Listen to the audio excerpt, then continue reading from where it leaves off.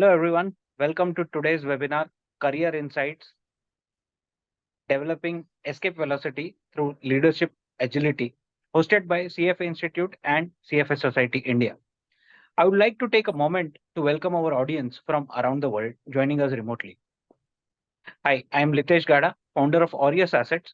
We are into business consulting, valuation, transaction advisory, and research. Before I introduce our speaker, I have a couple of housekeeping notes. Today's webinar is scheduled for 60 minutes, including Q&A, 45 minutes of presentation, and last 15 minutes for Q&A session.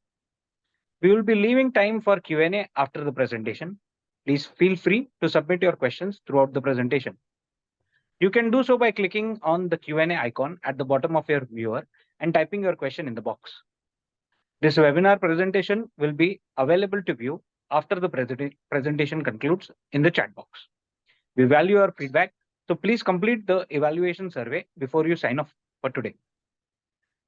It is my pleasure to introduce our speaker for today's webinar, Mr. Anand Pillai. Mr. Anand is Managing Director of Leadership Matters. Anand is MD at Leadership Matter, a company focused on promoting entrepreneurship in organizations with almost 40 years of experience. He is a seasoned industry veteran and expert in leadership coaching and organization transformation. His goal is to help clients improve their performance skills and behaviors in implementing best management practices. He has won various awards for his work in talent management, leadership development, employee engagement, including special award for his patented work on measuring employee passion in its application in employee engagement and leadership development. He has conducted extensive research on cross-cultural relationships, entrepreneurship, and innovation, and is widely sought after as a consultant on these topics globally. Over to you, Anand. Thank you. Thank you. It's been my pleasure and privilege to be with all of you. And depending on which part, I presume that almost all of you are from India, and therefore, good evening. If some of you are from other parts of the world, well, good afternoon also. This topic is very, very relevant when it comes to leveraging our careers. Our careers are very, very important. The problem with many of us is we think that it is our professional approach that enables us to really beat the ups and downs of our career, when actually we see that in reality it is our personal limitations. And therefore, I want to introduce the concept of escape velocity. While I do that, I want to also give you the outline of what we intend to cover. What is the foundation and the building blocks? What are the forces that pull us down? And how can you unleash your potential? And then let us see what are the skills that are necessary for high performance in our careers or wherever we get employed in. You could be an independent company, or you could be working for another organization. And finally, the execution mantra called KKDS. And as we are going, I know that you may have doubts, you may have questions. My request to you is please hold your questions till the end, and through the moderator, you can ask the questions, or you can even, you share the questions, and I'll be very, very happy to answer all your questions. So let me begin. What are the three components that are involved in making our goals a reality? Now, these goals could be our career goals. These goals could be our professional goals. These goals could even be our personal goals. These goals could even be our social goals. You want to, get married to somebody. You want to build a house. You want to move up. You want to get into a financial analyst position in a big multinational corporation, or you want to, make a mark for your startup in a particular way or for a particular valuation. Whatever be the goal, what are the three components that are involved? The first one is what we would call the skill set. The skill set is basically addressing two questions, and those two questions are, do you know what to do and do you know how to do it? So skill set, and many people think that this is the basic ingredient. Well, not so. It is one of the ingredients. And as you go along, you'll find that it is a common ingredient which almost everybody will have. And this is what we would call an equalizer. That is, you know what to do and you know how to do. So does 1,000 other people or 100,000 other people. Know what and know how is invariably a equalizer. But what will make a difference are the next two components. The will set. The will set is know why. Why should I do it? And I can tell you one thing, many people in their corporate world or in their personal world will have different reasons for doing the same thing. The compulsion, the know why, the will set. Most of us would have heard of this particular proverb or saying, you can take a horse to the pond, but you can't make it drink. Talking about the will set. Well, I'll tell you one thing, it is futile, it is frustrating for you to pull a reluctant horse to the water when it does not want to drink. What I would do is I would basically pull the tongue of the horse and rub salt on it. And of course, the horse will run to water. So skill set is easily acquired in today's Google and ChatGPT world. Will set also, if you provide enough compulsion, that will be easily acquired. But the game changer is the mindset. What is our mindset? Where are our challenges? And that is what I want to take as the platform to introduce the concept of escape velocity. And I'm not going to talk about it from a physics or aeronautical point of view. While I'll give the definition of escape velocity, which all of us know, which is the minimum velocity that a body must have to overcome or escape the gravitational forces. Why have I used it in a career acceleration seminar or a webinar? I've used it because almost all of us have gravitational forces that pull us down. These gravitational forces could be our mindset. This gravitational force could be our past failure. This gravitational force could also be our upbringing. This gravitational force that is pulling us down from reaching our full potential could even be the way of thinking. Now, I don't want to get into the myriad or hundreds of reasons why many people are not able to reach their full potential. I have taken research data by behavioral scientists, and I've taken five of the top gravitational forces that each one of us must overcome in order for us to reach our full personal potential and also reach our full career potential or professional potential. What are these five universal gravitational forces that pull us down? If you look at it, I've given the overview here. I'm going to get into deep dive into each one of them. The first gravitational force is our understanding of excellence itself.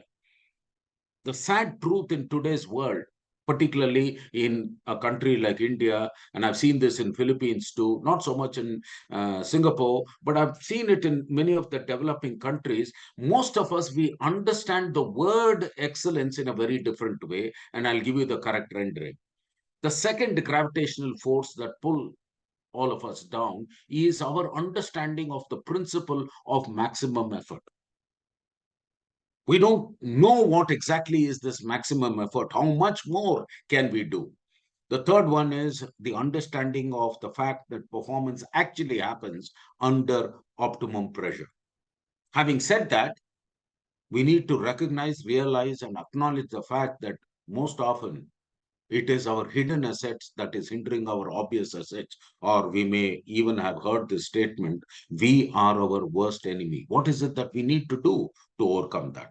And ultimately, passion will make up for lack of resources. These are the personal gravitational forces. Let me go into each one of the details. Understanding excellence. On the outset, let me tell you one thing. It appears like a subtle difference. Excellence is not being the best. Instead, excellence is being your best. Very fine difference. Let me share that once again. Excellence is not being the best. Instead, excellence is being your best. I don't know if we have an option for anybody to speak, but I want all of you at least to have the option of sharing your answer. And my question is, supposing the definition of excellence is the first one, that is being the best. My question to the audience is, how many people in the world can be excellent if the definition of excellence is being the best? I will pause for a few seconds and see the answer. How many people can be excellent if the definition of excellence is being the best? Do we have the option for people to comment at all? Yes, they can put it in the Q&A box. Yeah, chat, Q&A box. Okay, how many people can be excellent if the definition of excellence is the best? Okay, all of you are answering correctly. Only one. That's English language definition. Only one. Thank you. Thank you for your answers. Wonderful. Now I want to ask the question differently.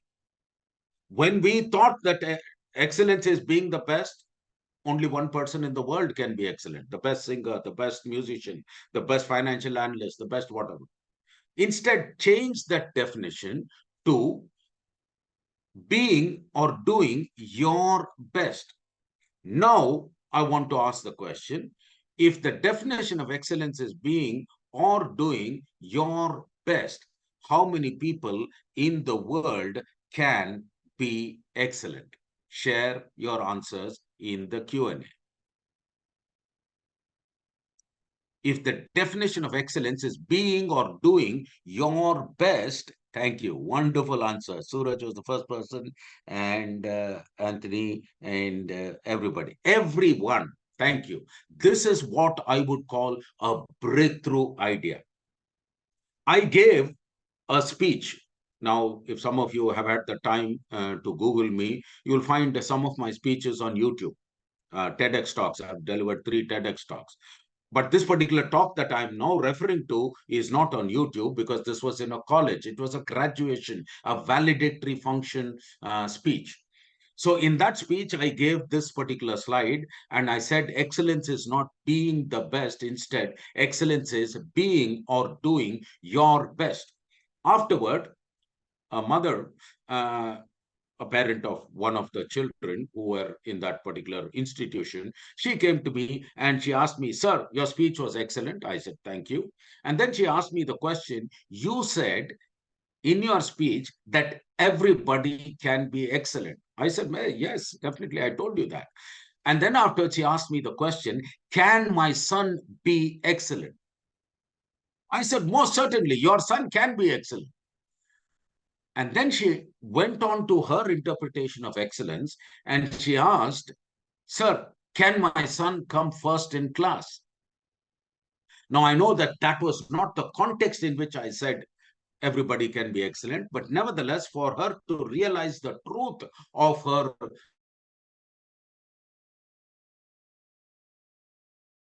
first in class. And after some time, she went to the extent of saying, "Oh, you've not even seen my son." And she wanted to look around for her son. "Beta, aja, uncle se ashirwad le lo." And she looked around, he wasn't there. And she immediately asked me, "Sir, please give the blessing. You said just now, my son can be excellent and my son can come first in class. What must I do and how long will it take for my son to come first in class?" I said, "Ma'am, you don't have to do much and it will not take a long time." She knelt down with folded hands and this is what she said, "Please tell me what I must do for my son to come first in class." I gave her the answer. All that you have to do is put your son in a class where there is only one student. Your son will definitely come first in class. I hope all of us realized the fallacy of our upbringing, the fallacy of our encouragement in one sense, where people, our parents, our siblings, our neighbors, our relatives, our teachers have all put the definition of excellence as being the best instead of being or doing your best. This is what will break us through as we go forward. Let us understand painfully that excellence is not being the best. Instead, excellence is being better than you were yesterday. If you want to grow in your career, don't compare yourself to anybody. In my personal branding TEDx talk, that is exactly what I talk. Compare yourself with yourself yesterday. You need to be better today than what you were yesterday. Whatever effort you are putting in today, make sure that you exceed it by whatever you put in yesterday. Excellence actually means matching your practice with your potential. So, what happens? Your potential is to walk 1 kilometer a day.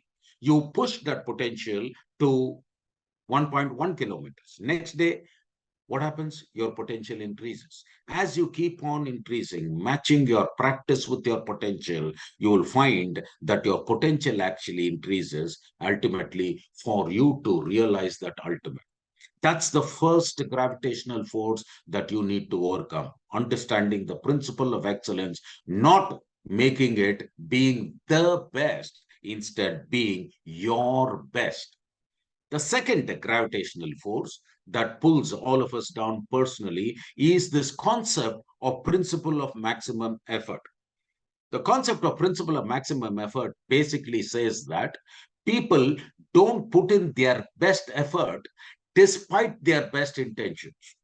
They put in their best effort only under compulsion.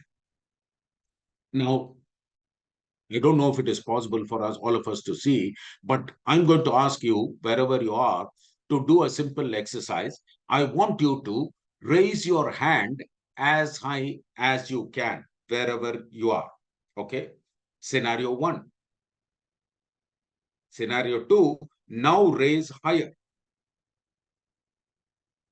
So if you actually see, and I've done this exercise many times physically in person, and I find that most people don't raise their hand. In fact, almost all the people don't raise their hand as high as they can in the first instance. It is only when we put a little bit pressure do they raise their hand as high as they actually can.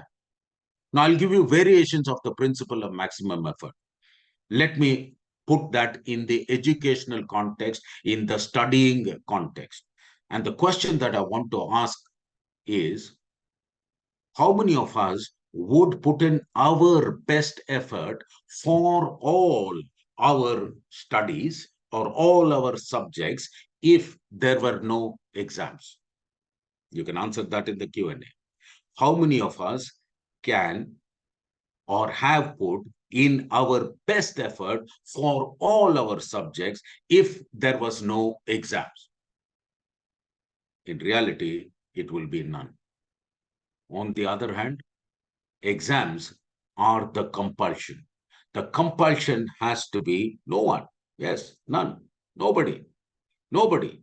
But on the other hand, exams are the compulsion. And you all know the tougher the exam, the greater the effort. And I don't know the exact parameter, but among the world's toughest exams, JEE features there, but CFA is also featuring there. But let me tell you, my dear friends, this is where you need to put in the competitive spirit. Make sure that you put in your best effort, not because there is an intention, but because there is a compulsion, and that compulsion should come from within. And the greater the compulsion, the greater the maximum effort. If you want, I'll give you one more variation.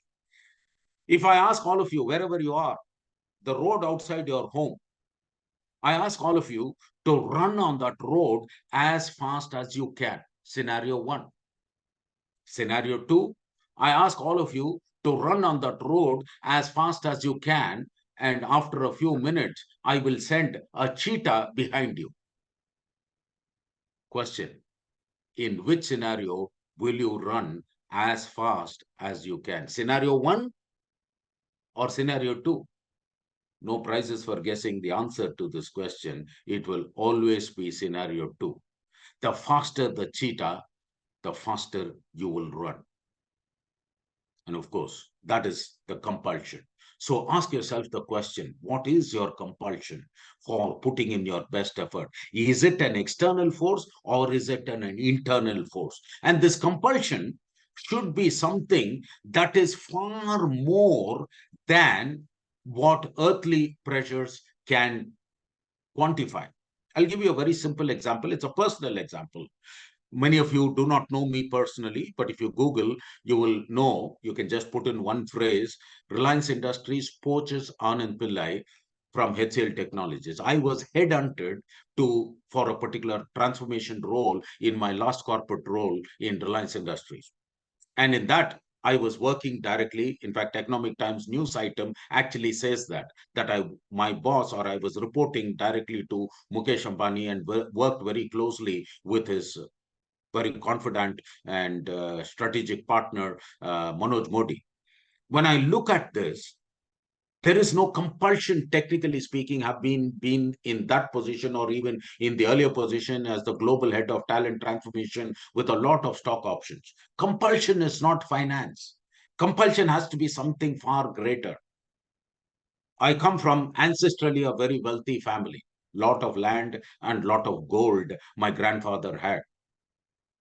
At one point in time, there was so much gold in the family that there was actually an income tax raid. After that, of course, my grandfather, he paid whatever was the due that was necessary. He took me, my elder sister Sunanda, and one of my cousins, Vishwanath, and he told us a small incident or a small anecdote. And this is what he said: we have got enough money in the family for you and all our children's children to eat without any effort. There is enough wealth in the family. But any day you eat where you have not put sweat on the ground, that day you are not worthy of the food. Keep this principle as long as you live. Don't work for money. Work beyond that money. Let that compulsion come. And I can tell you, many of you know this. This is what I would call the tale of two brothers. Many people think that one brother, both of them had equal wealth. In fact, the younger brother had more wealth than the elder brother. He had companies and divisions which were having a CAGR in the double digits. The elder brother had companies and divisions which were in the single digits. The younger brother had all the companies and business divisions which were sunrise industries. The elder brother had all the companies and divisions which were sunset industries. And there was a 10-year non-compete clause from one to the other, yet you find one person having way above net worth than the other. What is it? Is it money that is driving? No, there is a compulsion that is coming from within. And that is what we need to have. Make sure that your compulsion is beyond earthly goals. And that is where we come to the third compulsion, or the third gravitational force. So the concept of eustress. What is eustress? Eustress is positive stress, which is basically people performing better or under optimum pressure. If you look at this slide here, the slide is very simple. The slide basically talks about how performance is there under optimum pressure. On the x-axis, you've got pressure or motivation or stimulation. On the left-hand side, it is too little. On the right-hand side, it is too high. On the y-axis is the behavioral efficiency or productivity. Yerkes and Dodson, two management scientists, very clearly have explained that if the pressure is too little, if the stimulus is too little, your performance or behavioral efficiency is too little. If the pressure is too high or the stimulus is too high, then the behavioral efficiency is dropping down. The job of us is to find out what our eustress level is. Eustress is the positive stress. That is where focused attention comes. That is where emotional balance comes. That is where rational thinking comes. And as you're taking notes, I want you to take down three important takeaways from this concept of eustress. What are those three concepts or takeaways from this concept of eustress? The first thing that we need to recognize, acknowledge, and understand is the fact that the eustress level is different for different people. My eustress level will be different from another person's eustress level. I don't have to compare with that person. I'll have to compare with myself. So the first learning that I need to know is eustress level is different for different people. Second one is the eustress level for the same person is different for different components of the task that has been assigned to me. I'll give you a personal example. I started my career as a software analyst or a Unix systems administrator. My qualification was software engineering or programming. Now, in the SDLC, software development lifecycle, there are various components. There is analysis and then top level design, there is coding, and then the testing, documentation, and so on. I had no problem, no stress level at all in analysis, no stress level at all in coming out with a top level design, no stress level at all, or relatively less stress level in coding and testing and so on. But my stress levels went up when I had to be doing documentation for the software that I just wrote. So the second takeaway that we need to understand is that the eustress level for the same person will vary differently based on the different components of the task that is entrusted to us. This happens in our day-to-day job. The third takeaway about eustress is the fact that eustress for the same person varies based on his or her professional growth. When I was younger, my eustress level, was way. I did not even think about stress because I was a free bird, no obligations. I was not married. I could travel anywhere I wanted. I could take on as much load as I wanted, study load or workload or whatever.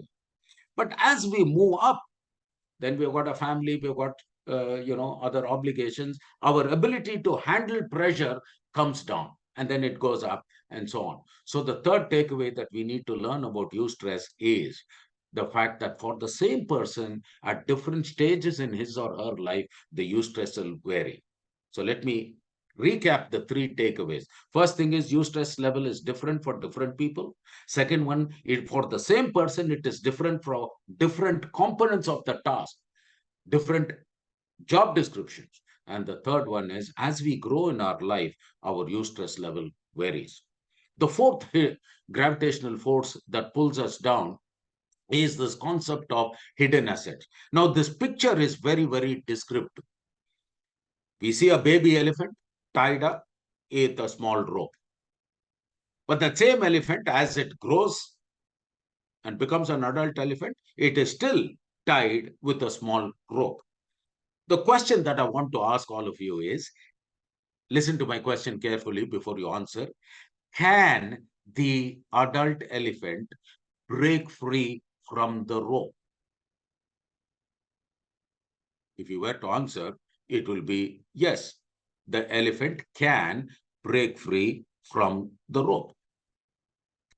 The next question is, will the adult elephant break free from the rope? The answer would be no. Let me ask that question once again so that we get the concepts clearly. Can the adult elephant break free from the rope? Yes, the elephant can. Will the adult elephant break free from the rope? Most certainly not. It will still be tied to the rope. The learning from this incident is what all of us need to get. And what is that learning? The learning is, what is the elephant's most obvious asset? It is its strength. But then what is the elephant's most hidden asset? It is its memory. Ask ourselves a question. Why is the elephant not able to break free from the rope? It is not able to break free from the rope because It remembers that at one point in time it tried it when it was a baby elephant, and that memory is still lingering on. Far too often we fail to realize that it is our hidden asset, our strength. You must have heard of the statement, you are your worst enemy. You are limiting yourself. So just like the elephant's memory itself is limiting its obvious strength. It will not use its obvious asset except under two circumstances. One of those circumstances, when its offspring is threatened or somebody attacks. The other circumstance is when it gets into an emotional state, which is described very differently. I want to ask you the question, and that question is, what is the word that is there in the Persian language, which is borrowed into the Hindi, Arabic language, and Urdu, and then later on in Hindi? It is the same word for an emotion that the elephant will get into, and that is madness as well as passion. I want you to answer. Let me see if we can get the answers in the answer box. What is the word which is the same word for extreme madness and extreme passion?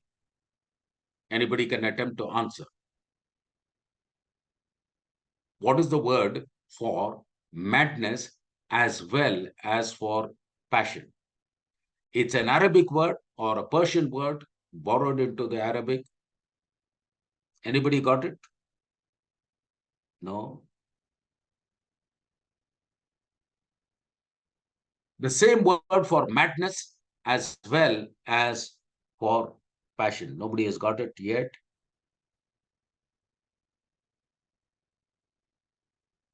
Well, if you think carefully, you actually have been using it, and that word is junoon, madness or passion. You must be so obsessed with your target. You must be so obsessed with the goal, the project, the assignment, that it will really make up for lack of resources. And here I'll give the Reliance example. I want to make three statements, and I want you to challenge me on all those three statements. Statement number one, I'm talking about the founding father of Reliance Industries, Dhirubhai Ambani.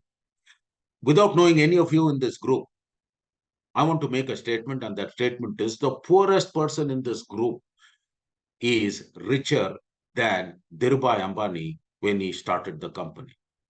Statement number one. Statement number two, the least qualified person in this room, in this group, in this webinar is more qualified than Dhirubhai Ambani when he started the company. And the third statement I want to make is that the least powerful person positionally is more powerful or of a higher hierarchy than Dhirubhai Ambani when he started the company. Because when he started the company or when he started the venture enterprise, he was a petrol bunk attendant sack. So he had lesser money than us, lesser qualification than us, and lesser social status than all of us. Yet he had one component more than all of us, and that is passion. Passion will make up for lack of resources. Passion. Now, let me give you the 5 professional qualities before we break into our options. What are the 5 professional? I saw the 5 gravitational forces personally. What are the 5 professional qualities we need to have? The 5 professional qualities are, first one is you need to start off with that gravitational force, but have that passion to excel. Second one, have the ownership mindset. Third one, have the ability to manage ambiguity. As we get into the corporate world as a financial analyst, you'll find things go haywire. There's too much ambiguity. In fact, COVID has brought out this ambiguity in a very different dimension. There is more VUCA in the COVID in the last 36 months than there has been in the last 360 years. More volatility, more uncertainty, more ambiguity, and more complexity than we have seen in the last 360 years, just in 36 months. But you need to have that ability to manage that ambiguity and also develop a spirit of lifelong learning, and above all, have that detailed orientation. Let me get into the deep dive of each one of these 5 professional qualities that you need to have to move up the value chain. The first professional quality is your passion to excel. What does it involve? Passion to excel. What is it? It basically means proactively identifying ambitious goals and overachieve them. In fact, in all the 3 components of this definition, we vary. Instead of proactively identifying, we reactively identify. Instead of identifying ambitious goals, we identify conservative goals. Instead of just overachieving them, the way a passionate person would, we just about achieve them. It involves a limitless thinking and a self-directed behavior coming from within, which challenges the status quo. Take this word challenging the status quo, very, very important. Challenging the status quo is what you need. If somebody says it cannot be done, challenge it. I'll give you a statement which is a variation of what the Wright brothers said. This is what the Wright brothers said. If everything that is believed to be true is accepted as the truth, there will be little scope for innovation. Question is, what was believed to be true during the Wright brothers' time? Man cannot fly. And if you look deeper into that, that question was not just a belief in the family or in the street. It was universally accepted that man cannot fly. But the Wright brothers did not accept. They went to challenge it, and they went on to file the patent. If you go into the background, I don't know how many of you actually know this. Do you know what the profession of the Wright brothers were when they filed for the patent for the aircraft? They were bicycle manufacturers, not even manufacturers, they were bicycle repairers. As we see this, we need to learn to challenge the status quo. Learn to challenge the status quo is a very, very important component. Passion to excel will enable you to have long life, be far more healthy, be far more happy, far more productive, and the ability to reproduce other leaders will also be very high. Stephen Covey, he actually said, when you hire people whose passion intersects with their job, because if that happens, they won't require any supervision at all. We need to have that passion. Our prospective recruiters will look for that. The second professional quality that we need to have is thinking and acting like an owner, seizing the opportunities to maximize value across organizational boundaries. What are the organizational boundaries that are there? When you go to an organization, these organizational boundaries will be represented in terms of department: finance department, manufacturing department, sales department, operations department, production department, whatever. When a problem comes, a finance person will think it's a marketing problem. A marketing person will think that it's a HR problem. A HR person will think that it's a production problem. Cutting across these organizational boundaries is what we would call non-silo thinking. You need to have boundaryless behavior. Any problem that occurs in your professional field, in your personal field, rather than putting the blame on somebody, rather than putting it into some other person's department, you need to take, yes, this is my problem. I am owning. I will take the personal identification and I will do what it takes to get the job done. That is the second professional quality. The third professional quality is the ability to understand the big picture, learn from the experience, and apply that learning to perform successfully under new or first time conditions. All of us face ambiguity in our life. How is it that some people overcome or manage that ambiguity better than others? Take the case of what happened during COVID. If you look at what happened during COVID, ambiguity was in its high. all-time high. But at the same time, if you look at it, during this COVID time, many companies, many industries went bankrupt. During that same ambiguous time, there were people who overcame that because they understood the big picture, learned from whatever they did in the past. As you're taking notes, I want you to understand that each one of us have got two kinds of skill sets that enable us to perform successfully. What are those two skill sets? The first one is demonstrated skills. Demonstrated skills is measured by way of qualification and experience. And any CFA will have the required qualification, required experience. But the difference will come from the transferable skills. And what is transferable skills?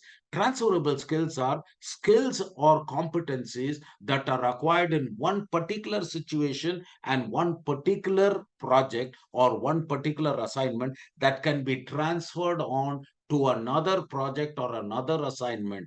Your learning, you can take it forward, situation to situation, project to project, and perform successfully under those new or first time situations. That is managing ambiguity. But for you to manage ambiguity, you need to have the fourth professional quality, and that is that ability to have lifelong learning. And I can tell you one thing, many of you, the moment you get your certification, possibly will stop learning. Well, I would not recommend that. For yes, you've got your certification, continue to have an innate aspiration to acquire knowledge, not just in the finance area, but in any area, and make sure that you acquire that acquired knowledge is applied into for you to succeed in your role. What does it comprise? It comprises of a deep rooted desire to seek out new professional experiences, but more than anything, the humility to learn from each one of these experiences. Lifelong learning also means that you're open to exchange of information, very similar to this webinar that we are having. Open to exchange of knowledge, open to exchange of your expertise. Many of us, we come to the corporate world with the student mentality where we don't share what we did or how we got. As you get into the corporate world, as you become an analyst in a company or even in an entrepreneurial firm, you have the ability, or you need to have the ability, to share knowledge, share expertise. None of us are smarter than all of us. Create a learning environment for everybody to succeed in the organization. And finally, the fifth component for professional quality is detail orientation. And what is detail orientation? Detail orientation is basically the ability to break down a complex task into smaller elements, incorporating all the relevant details in order for you to have a flawless execution with a hands-on approach. Take personal responsibility for every project that is assigned to you.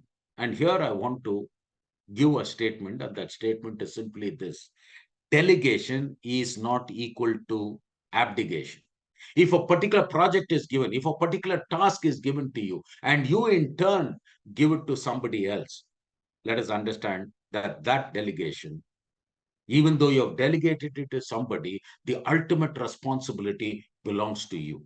And here I want to illustrate this concept of detail orientation or flawless execution with a hands-on approach through a story.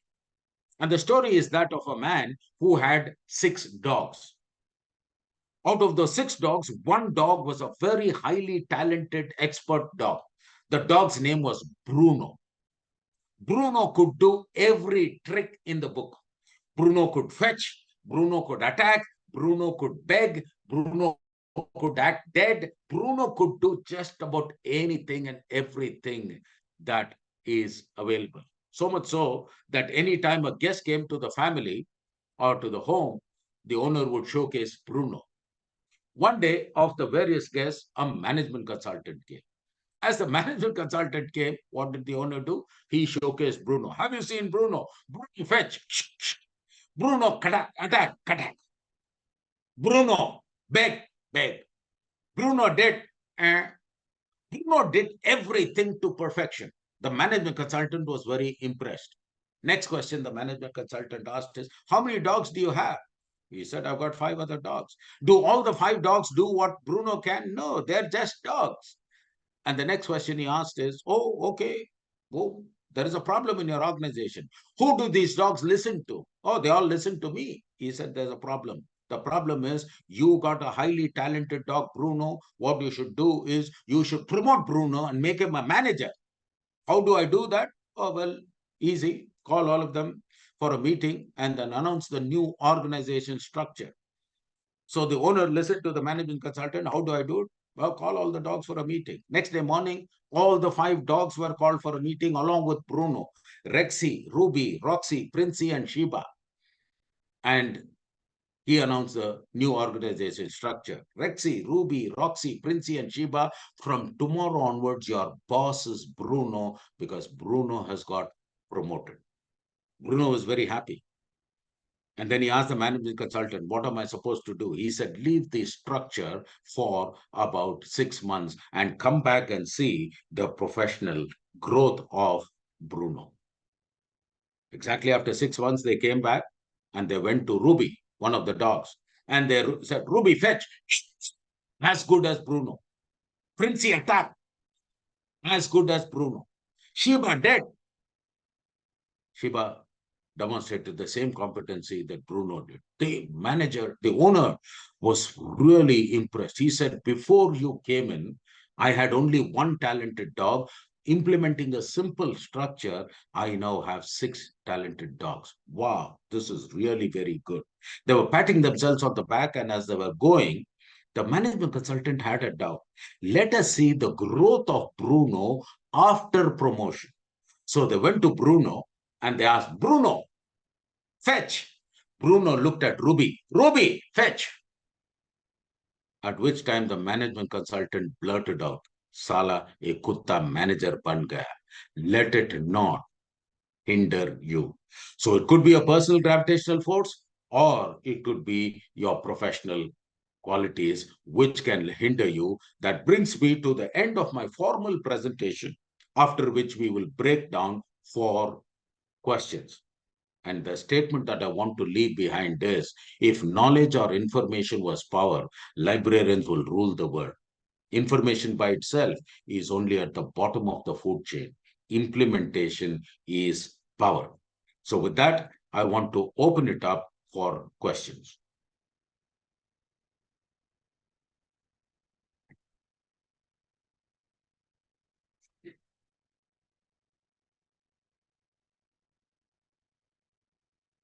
I think the moderator will collect the questions and ask on behalf of everybody. So please feel free to type in the questions.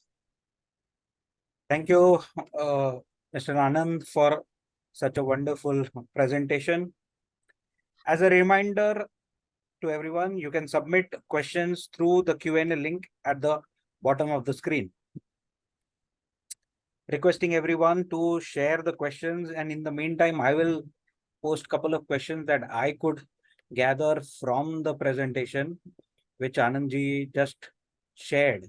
And in fact, I will start from the last slide where you just ended the presentation, where you mentioned that it is all about execution and knowledge is just the beginning.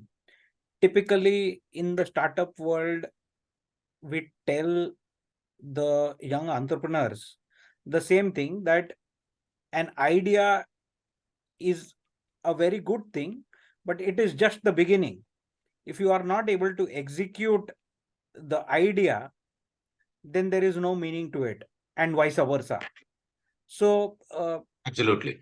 so this is where, like, simple business like DMart, where they are not doing any rocket science, but they have created significant value out of that business, the business model that they have created around it.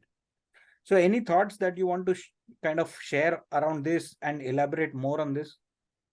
Yeah. So you've actually hit the nail on the head. Idea, in fact, in Reliance Industries, if you come to one of the buildings, there is a huge writing on there are a lot of Dhruvaisms or quotations.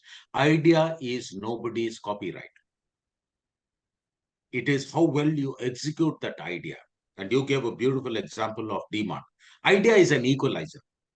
The differentiator is how well you take that idea and implement. So, as a CFA, all of you will be certified. You will be equalized.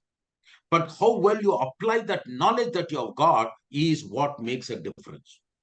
So when you get into either starting an entrepreneurial or a consulting firm or getting in as a financial analyst in a particular company, it is not what knowledge you have, but it is how you implement that knowledge or how you apply that knowledge in whatever industry you're in. You could be in a manufacturing industry, you can be in a service industry, you can be in a hospitality industry. It is not the idea, but the execution of that idea that makes the difference. Execution is the key. Implementation is power. Right, right.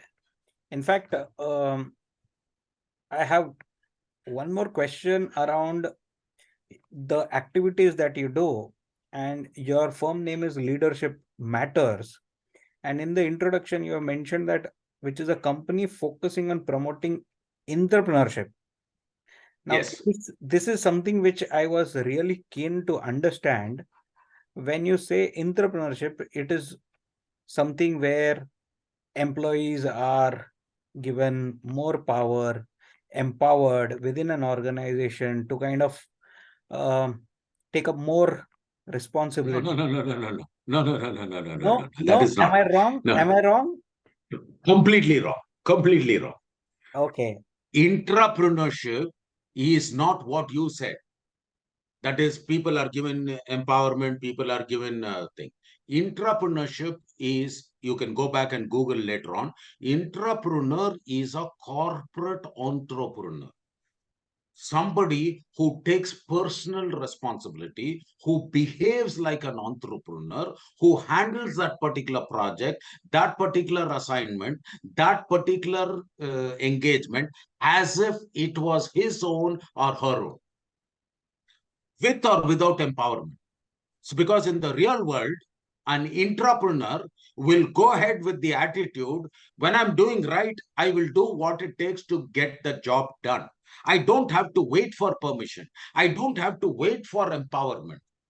Because in any organization that we are working, all of us will have equal access to knowledge, to resources, and to information. But that entrepreneur is somebody who will act like an entrepreneur, act like an owner, act like a person with full in charge and do what it takes. So basically, an intrapreneur acts like an entrepreneur within the organization.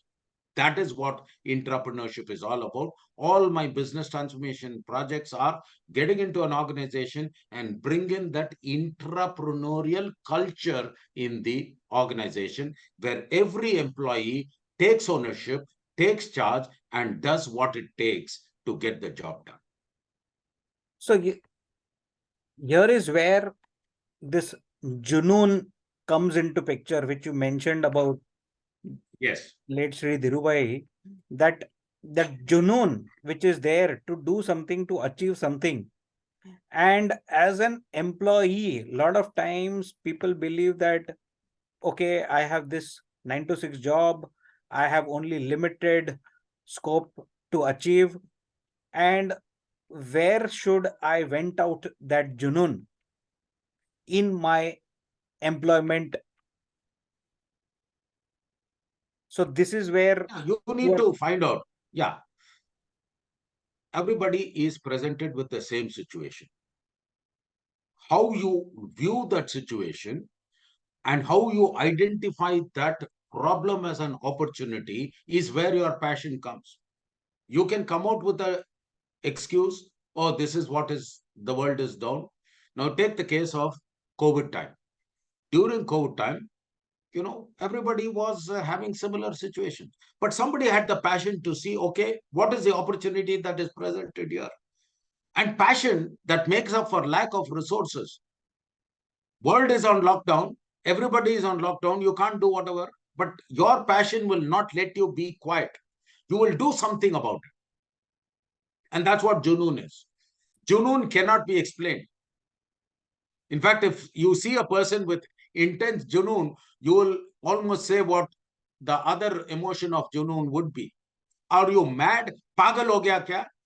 And that is exactly what will be demonstrated by a person. He or she will be insanely obsessed with the task or the project that has been given to the person.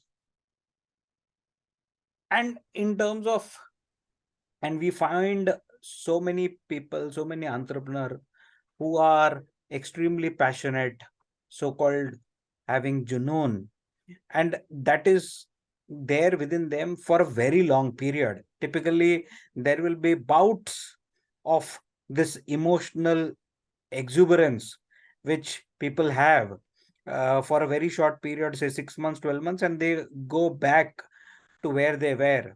Now, how do you keep this motivation going for a significantly long period? Thank you. That's a very brilliant question. Sustainability of passion is very, very important. And this is where mentorship and camaraderie and teamwork happens. There are three kinds of mentors that we need to have. One is a boss, the second one is a peer, and the third one is a subordinate. We need to come under an authority structure, and that is where a boss can positively influence us. The second one is we need to be influenced by our peers, and the third one is our own subordinates. You find that if you actually get into this kind of a system, passion is contagious. One person extremely passionate will be able to make another person passionate. And as we go along in an ecosystem, that is what enables you to move up the value chain. Now, if you actually look at entrepreneurial firms, the same set of employees are working in one project, one assignment.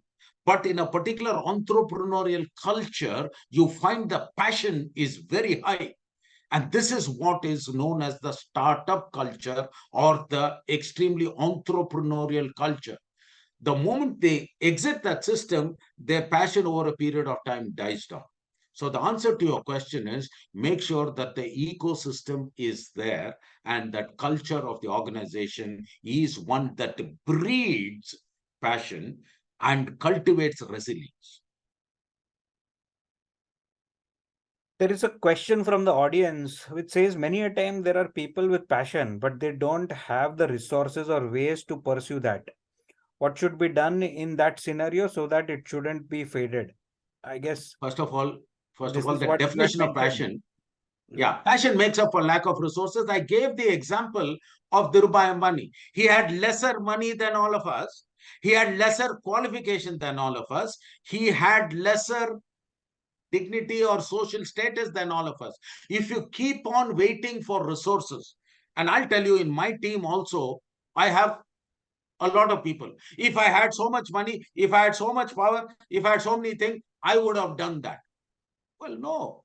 A passionate person will defy the logic and do what it takes to get things done. He may not be able to achieve a lot without resources, but he will start and he will be able to optimize the use of the resources.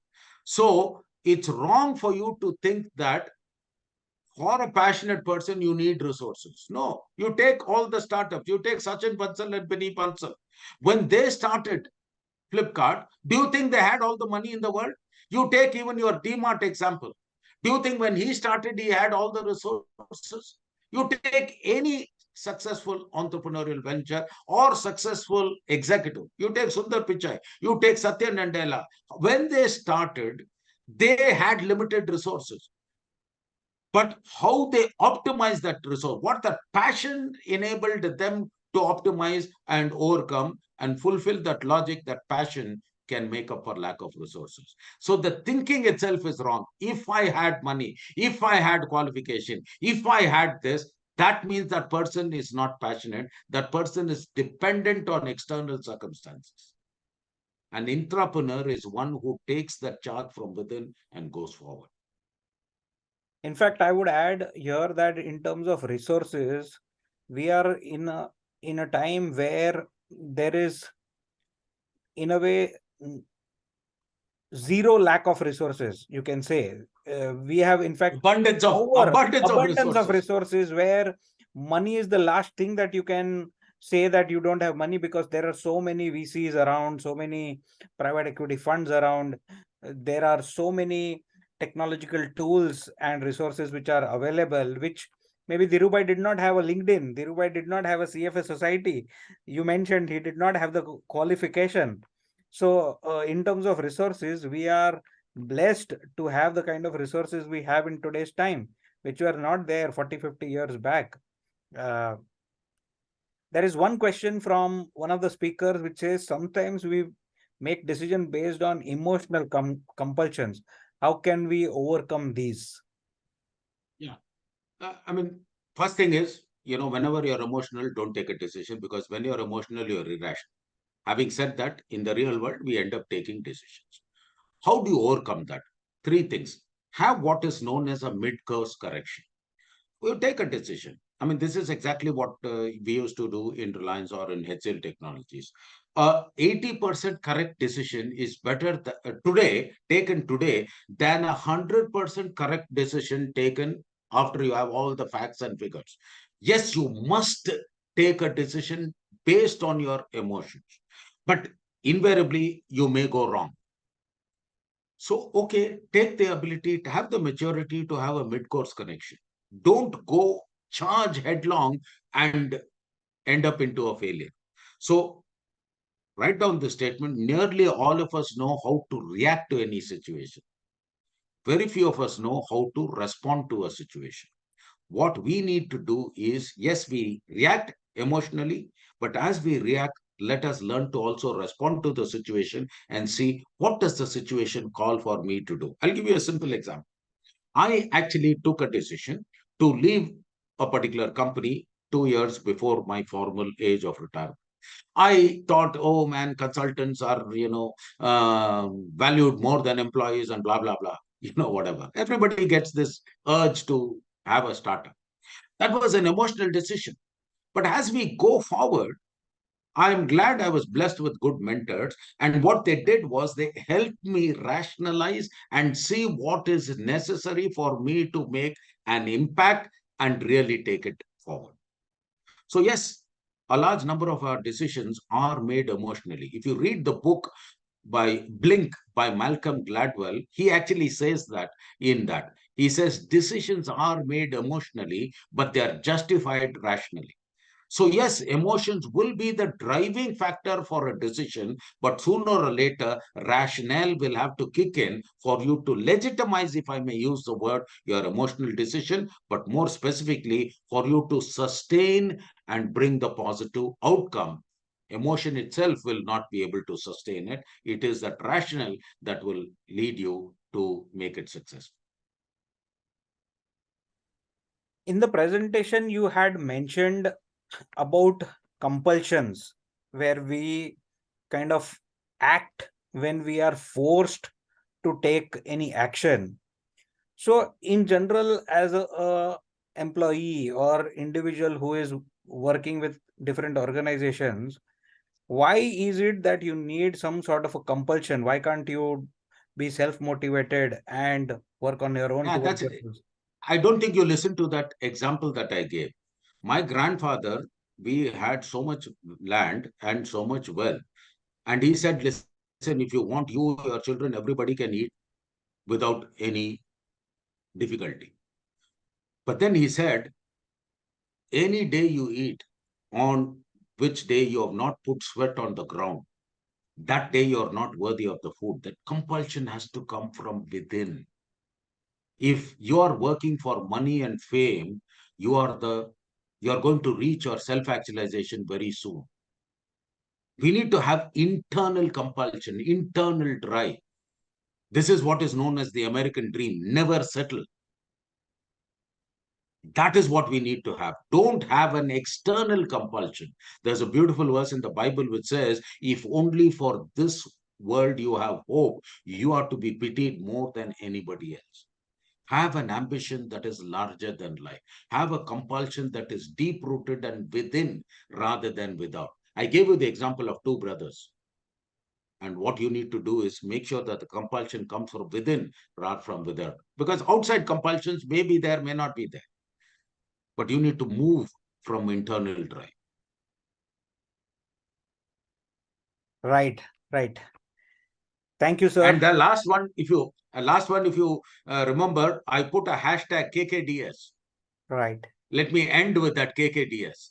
Many times what happens after listening to this, people or in my team, they say, I want to do it, and I say KKDS. And some people say, I plan to do it, and I say KKDS. Some people say, oh, yes, great, I wish to do it, and I say KKDS. And some people say, oh, really, this is phenomenal, we intend to do this, and I say KKDS. What on earth is KKDS? Karke dikhao saal. Now, if you don't like your brother-in-law, replace that last S with karke dikhao sir, karke dikhao sahib. Execution is the key. And that's the reason why I really like my favorite shoes, Nike. Don't talk about it, don't think about it, don't even dream about it. Just do it. And that's what will make the difference for you as a CFA in the world that you're getting in. Wow, this was amazing. Thank you so much, sir, for sharing your insights with us today. As a reminder to our listeners, please do complete the evaluation survey that has appeared on your screen at the end of the session. CFA Institute and CFA Society members may claim PL credit by login in their online PL tracking tool. Our upcoming webinar is on November 23rd, same time, 5:30 to 6:30 p.m.